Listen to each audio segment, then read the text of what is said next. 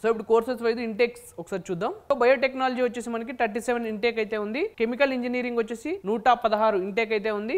Civil engineering వచ్చేసి 172 intake అయితే ఉంది. కంప్యూటర్ సైన్స్ అండ్ ఇంజనీరింగ్ వచ్చేసి 178 ఇంటేక్ అయితే ఉంది. ఎలక్ట్రానిక్స్ అండ్ కమ్యూనికేషన్ ఇంజనీరింగ్ వచ్చేసి 173 ఇంటేక్ అయితే ఉంది. ఎలక్ట్రికల్ అండ్ ఎలక్ట్రానిక్స్ ఇంజనీరింగ్ వచ్చేసి 172. ఇంజనీరింగ్ ఫిజిక్స్ వచ్చేసి 37. మెటీరియల్ సైన్స్ అండ్ ఇంజనీరింగ్ వచ్చేసి 30. మెకానికల్ ఇంజనీరింగ్ వచ్చేసి 205. ప్రొడక్షన్ ఇంజనీరింగ్ వచ్చేసి 59. ఎనర్జీ ఇంజనీరింగ్ వచ్చేసి 40. ఆర్కిటెక్చర్ వచ్చేసి మనకి 59 ఇంటేక్ అయితే ఉందండి. ఇది ఓవరాల్ గా కోర్సెస్ వాటికి సంబంధించిన ఇంటేక్స్.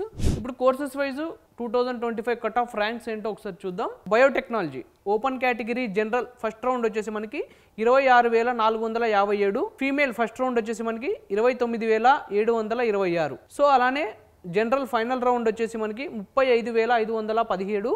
ఫీమేల్ ఫైనల్ రౌండ్ వచ్చేసి 42,632. సో దీనికి సంబంధించి EWS, OBC, NCL, SC, ST category wise first round and final round యొక్క కట్ ఆఫ్ ర్యాంక్స్ అండి. ఒకసారి స్క్రీన్ షాట్ తీసి అయితే పెట్టుకోండి. అలానే కెమికల్ ఇంజనీరింగ్ సంబంధించిన కట్ ఆఫ్ ర్యాంక్స్ ఏంటో ఒకసారి చూద్దామండి. Open category general first round వచ్చేసి 1837. ఫీమేల్ ఫస్ట్ రౌండ్ వచ్చేసి 1865. సో అలానే జనరల్ ఫైనల్ రౌండ్ వచ్చేసి 2026. ఫీమేల్ ఫైనల్ రౌండ్ వచ్చేసి 1865. సో అలానే EWS, OBC, NCL, SC, ST category wise వాటి కట్ ఆఫ్ ర్యాంక్స్ అండి. ఒకసారి స్క్రీన్ షాట్ తీసి అయితే పెట్టుకోండి.